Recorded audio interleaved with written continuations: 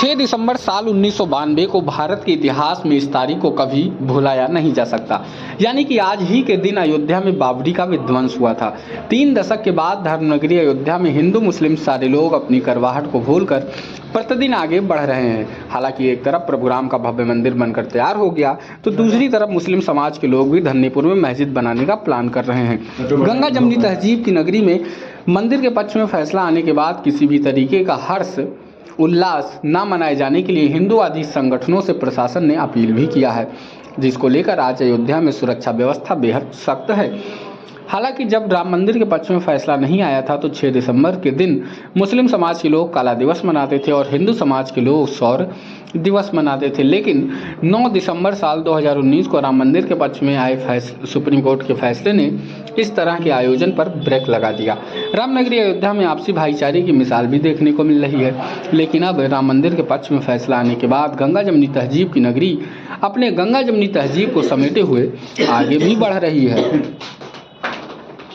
6 दिसंबर 1992 को 500 वर्षों का जो घटनाक्रम घटित हुआ, यानी कि 500 वर्ष प्राचीन जो हमारे सीने पर एक रौने का काम किया गया, जो एक विवादित ढांचा खड़ा किया गया, हिंदुओं का मान मर्दन किया गया, ऐसे ढांचे को हटाकर विजय के प्रतीक के रूप में, शौर्य के प्रतीक के रूप में हम जो है मनाते आ रहे हैं।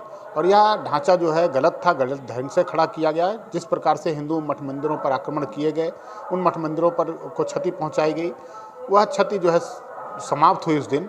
और दूसरी बात यह है कि अब 11 जनवरी को यह कार्यक्रम जो है हम मनाने वाले हैं, क्योंकि उस दिन प्राण प्रतिष्ठा का भी कार्यक्रम है और इसको उसी में समाहित करेंगे। लेकिन उससे पूर्व गीता जयंती पड़ती, क्योंकि ढांचा जो विध्वंस हुआ या जो समाप्त हुआ कलंकित, वह 6 दिसंबर इंग्लिश तिथि के अनुसार है, लेकिन हिंदी तिथि के अनुसार जो है वह गीता जयंती का दिन था। और गीता जयंती के दिन जो है हम गीता भगवान से श्री कृष्ण को समर्पित उनकी मुख से निकली हुई उस प्रवाह को हम सब आत्मसात करते हैं, गीता के आदर्शों पर चलते हैं, गीता में बताए गए कर्म की शिक्षा को अपने अंदर समाहित करने का प्रयास करते हैं। तो उस दिन जो है गीता जयंती के दिन जो है सौर दिवस का कार्यक्रम संपूर्ण देश भर में मनता आ रहा है। इस बार 6 दिसंबर को पहले सौर दिवस और विजय दिवस के रूप में मनाते रहे, लेकिन हमें सौर और विजय दिवस प्रकट ही क्यों करना, क्योंकि हमारा तो वहाँ पर अधिकार हो गया और हमारा अधिकार जो है वह कानूनी प्रक्रिया के अंतर्गत हुआ, कानून के द्वारा प्राप्त हुआ। तो इसलिए जो है अब सौर और विजय का कोई वो नहीं है, लेकिन ये जरूर है कि हमारे अंदर उत्साह है, उमंग है, क्योंकि यह दिन जो है एक लंबे कालखंड के बाद प्राप्त हुआ। इसलिए जो है उस दिन को हम सब जो है अपनी प्रेरणा, अपनी जो है विजय के प्रतीक के रूप में लेते हैं। आज के दिन को कैसे? देखिए, सवाल अयोध्या का है। अयोध्या में बाबरी मस्जिद का है, राम जन्मभूमि का है। 9 नवंबर को सुप्रीम कोर्ट ने फैसला किया और पूरे देश के मुसलमानों ने कोर्ट का सम्मान किया।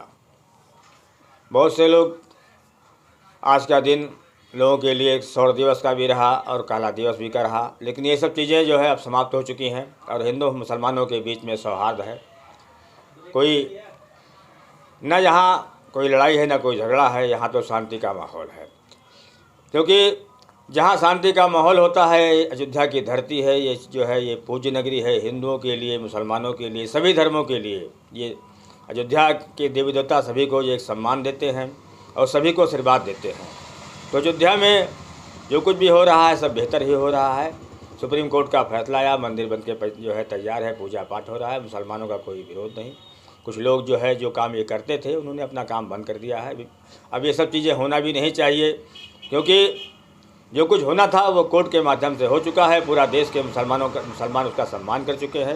अब हम ये चाहते हैं कि अयोध्या की धरती में हिंदू और मुसलमानों का भाईचारा होना चाहिए, सभी धर्मों का सम्मान होना चाहिए।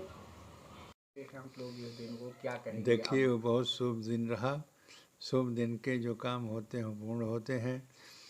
बहुत कुछ कठिनाइयाँ आई गिरने के बाद में, फिर भी वहाँ पर रामलला का मंदिर बन गया और साथ साथ उनके बनने के बाद वहाँ पर रामलला विराजमान हो गए।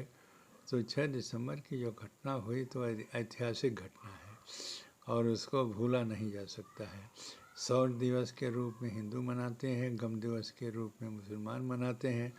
और अपने अपने ढंग से उसको उत्सव मनाया गया जाता है। लेकिन विजय चूँकि कोर्ट से हुई, कोर्ट के विजय के कारण से हिंदुओं में अपार उत्साह आया, और उस अपार उत्साह के साथ साथ ये जो मंदिर है वो बन के तैयार हो गया है। तो ऐसी स्थिति में वहाँ प्राण प्रतिष्ठा भी हो गई, सब कुछ हो गया।